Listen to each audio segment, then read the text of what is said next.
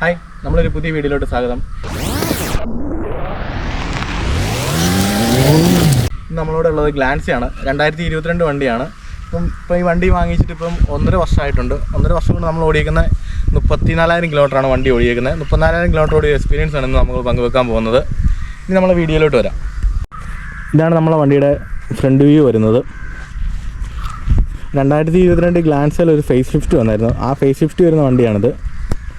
ഇത് ശരിക്കും പറഞ്ഞാൽ നമ്മളെ മാരുതിയുടെ ബലോനയും ഇത് ഏകദേശം ഒരേ പ്ലാറ്റ്ഫോമിൽ വരുന്ന വണ്ടികളാണ്.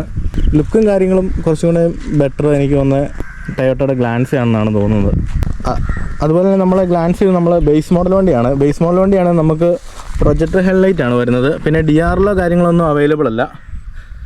അതുപോലെ തന്നെ നമുക്കൊരു ഫ്രണ്ടോട്ട് വരുമ്പം ടൊയോട്ടയുടെ ഒരു നല്ല ഗ്രില്ല് കാണാം. ഗ്രില്ല് അത്യാവശ്യം നല്ല ഫിനിഷിംഗ് ആയ രീതിയിലാണ് ടൊയോട്ട കൊടുത്തേക്കുന്നത്.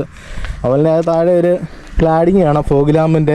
പക്ഷെ നമുക്ക് ഫോഗ് ലാമ്പോ കാര്യങ്ങളോ ബേസ് മോഡൽ ആയതുകൊണ്ട് ഇതിൽ അവൈലബിൾ അല്ല. അതുപോലെ തന്നെ നമുക്കൊരു ചെറിയ ജസ്റ്റ് ഒരു ബ്ലാക്ക് ഫിനിഷിങ് ബമ്പറേ കാണാം. അതൊക്കെ അത്യാവശ്യം നന്നായിട്ട് വണ്ടിക്ക് ചേരുന്നുണ്ട്. ഇതാണ് നമ്മളെ വണ്ടിയുടെ എഞ്ചിൻ റൂം വരുന്നത്. 1200 cc എഞ്ചിനാണ്. അതിൽ 90 PS പവറാണ് വണ്ടി വരുന്നത്. 112 ആണ് നമ്മളെ വണ്ടിയുടെ ടോർക്ക് വരുന്നത്. അതുപോലെ അത്യാവശ്യം നമുക്കൊരു പവറുള്ളൊരു എഞ്ചിനാണ്. 5 സ്പീഡ് മാനുവൽ ട്രാൻസ്മിഷനാണ് ഈ വണ്ടി. ഇതാണ് വണ്ടിയുടെ സൈഡ് വ്യൂ വരുന്നത്. അലോയും കാര്യങ്ങളും നമ്മൾ എക്സ്ട്രാ ചെയ്തതാണ്. പക്ഷേ വണ്ടി വന്ന ടയർ സൈസ് തന്നെയാണ് കിടക്കുന്നത്. 185, 65, 15 ടയർ കിടക്കുന്നത്. പിന്നെ അത്യാവശ്യം കുഴപ്പമില്ലാത്തൊരു ഗ്രൗണ്ട് ക്ലിയറൻസ് ഉണ്ട്. 107 ആണ് വണ്ടിയുടെ ഗ്രൗണ്ട് ക്ലിയറൻസ് വരുന്നത്.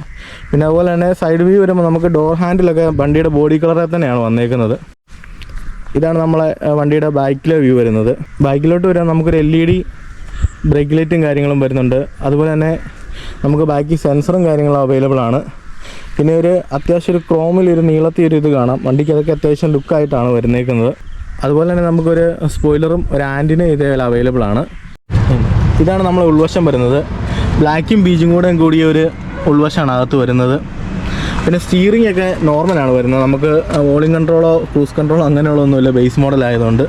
ഇതാണ് നമ്മളെ ക്ലസ്റ്ററും കാര്യങ്ങളൊക്കെ വരുന്നത്. ഇതാണ് നമ്മളെ സ്റ്റിയറിംഗ് വീൽ വരുന്നത്. സാധാരണ നോർമൽ സ്റ്റിയറിംഗ് വീലാണ് വരുന്നത്. അതുപോലെ തന്നെ സൈഡിലോട്ട് നമുക്ക് ലൈറ്റ് അഡ്ജസ്റ്റ് ചെയ്യാവുന്ന ഇതുകൊണ്ട് ഐഡിയലിൻ്റെ ഇതുകൊണ്ട്. പിന്നെ 4 വിൻഡോ പവർ വിൻഡോയുടെ 4 സ്വിച്ചും പിന്നെ അൺലോക്കും ലോക്കും പിന്നെ ഗ്ലാസ് ലോക്കും നമുക്ക് സൈഡിൽ ബട്ടൺസ് കൊടുത്തിട്ടുണ്ട്. അതുപോലെ തന്നെ ടൊയോട്ടയുടെ നമുക്ക് മെയിനായിട്ട് എടുത്തു പറയേണ്ട ഒരു പോസിറ്റീവ് എന്ന് പറഞ്ഞു കഴിഞ്ഞാൽ നമുക്ക് ഇതിൻ്റെ സർവീസ് കോസ്റ്റ് ആണ്. അതായത് നമുക്ക് 3 വർഷം കൊണ്ട് വന്നേക്കുന്ന സർവീസ് കോസ്റ്റ് എന്ന് പറഞ്ഞാൽ 10,000 സർവീസ് നമുക്ക് 1,900 രൂപയാണ് വന്നേക്കുന്നത്. അതുപോലെ തന്നെ 20,000 സർവീസ് 4,500 രൂപയും 30,000 സർവീസ് നമുക്ക് വന്നേക്കുന്നത് 6,200 രൂപയും. അതായത് 6,200 രൂപ തികച്ച് വന്നിട്ടില്ല. ശരിക്കും പറഞ്ഞു കഴിഞ്ഞാൽ നമ്മളൊരു പ്രീമിയം ബൈക്ക് ഒരു ബുള്ളറ്റോ അല്ലെങ്കിൽ ഒരു 400 cc ഒരു ബൈക്ക് ഉപയോഗിച്ചാൽ നമ്മൾ 30,000 കിലോമീറ്റർ ഓടിച്ചാൽ ഇതിലും സർവീസ് ചാർജ് വരും. ആ കേസിൽ ടൊയോട്ട പക്ക സർവീസും കാര്യങ്ങളുമാണ്.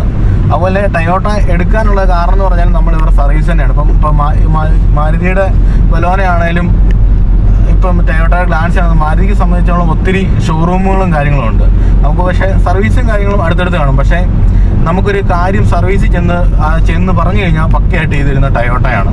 അതിൻ്റെ അകത്തൊരു സംശയം വേണം. അപ്പോൾ നമ്മളൊരു സർവീസ് ചെയ്ത് കാര്യം പറഞ്ഞാൽ നമുക്ക് ക്ലിയർ ചെയ്ത് തരും. നമ്മളെ അങ്ങോട്ടും ഇങ്ങോട്ടും ഓടിക്കും ഇട്ട് തല്ലും അങ്ങനത്തെ സംഭവങ്ങളൊന്നുമില്ല.